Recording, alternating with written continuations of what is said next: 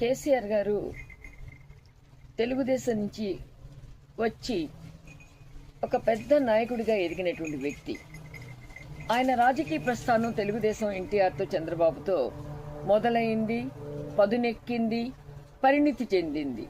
కానీ ఈ రోజున ప్రతి క్షణం ఆయన తెలుగుదేశాన్ని తిట్టడం, చంద్రబాబు గారిని తిట్టడం ఎంతవరకు సమంజసం? నాకు అర్థం కాని విషయం ఒకటే ఉంది.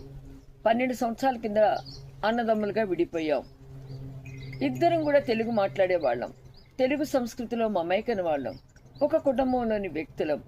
విడిపోయి నాకు ఎవరి అభివృద్ధికి వారు పాటుపడుతున్నాం, ఎవరి రాష్ట్రాన్ని వాళ్ళు అభివృద్ధి చేసుకుందాం, ప్రగతి పదంలోకి తీసుకువెళ్దామని ఆలోచిస్తున్నాం. మరలా మీరు ఓడిపోగానే చంద్రబాబు గారు గుర్తొచ్చారా?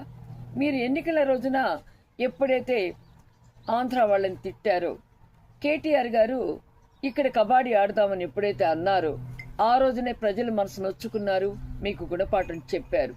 మరి ఈ రోజున మీరు విశాఖలో ఎంఓయూలు వంట వాళ్ళతో చేయించారన్నారు. ఇట్లా మాట్లాడటం మీకు సమంజసమా?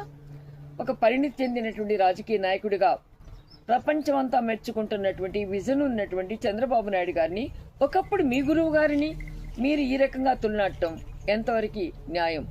ఏ వంట వాళ్ళతో చేసుకున్నారో వివరాలుంటే బయట పెట్టండి. అంతేగాని సూటిగా మిమ్మల్ని ఒక మాట అడగాలంటే, నిన్న జగన్ పుట్టినరోజు నాడు జగన్ ఫ్లెక్సీల్లో మీ ఫ్లెక్సీలు ఎందుకున్నాయి? మీ ఫోటోలు ఎందుకున్నాయి? కేటీఆర్ గారి ఫోటోలు ఎందుకున్నాయి? మరలా మీ ఇద్దరు గేమ్ స్టార్ట్ చేశారా? ఇద్దరు అధికారాన్ని పోగొట్టుకున్నాం, మరలా రాష్ట్రాల అధికారాన్ని తెచ్చుకుందాం, మనం ఇద్దరమే ఒకటేనని చెప్పి చెప్పారు. జగన్కి 15 సీట్లకు పరిమితమయ్యాడు. మీరు ఈసారి అంతకే పరిమితం అవుతారు. అది ఆలోచించుకోండి. తెలుగుదేశం పార్టీ వాళ్ళకి ఒకటే చెప్తున్నాం, మేము తెలంగాణలో ఉన్నటువంటి వలస వచ్చిన వాళ్ళం కావచ్చు, కానీ తెలంగాణ అభివృద్ధి కోసం కష్టపడుతున్నాం, తెలంగాణ అభివృద్ధి చెందాలనుకుంటున్నాం. 60 సంవత్సరాల పైగా తెలంగాణలో స్థిరపడ్డ వాళ్ళం.